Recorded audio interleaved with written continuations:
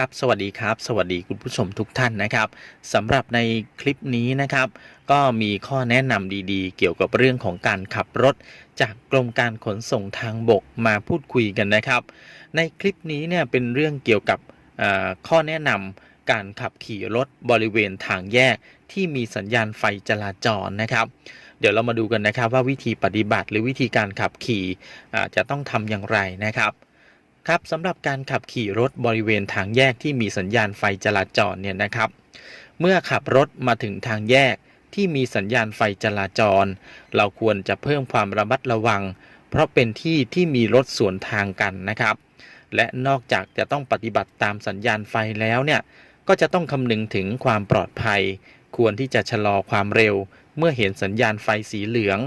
ให้มองรอบบริเวณก่อนหยุดรถ ไม่หยุดรถกระทันหันนะครับแต่ควรจะหยุดกึ่งกลางช่องจราจรก่อนถึงเส้นหยุดรักษาระยะห่างระหว่างรถอย่างน้อย2 เมตรไม่เคลื่อนรถหากไม่เห็นสัญญาณไฟเขียวหรือเพราะถนนว่างและให้มองซ้ายขวาก่อนเคลื่อนรถเพราะอาจมีรถฝ่าไฟแดงสวนมานะครับ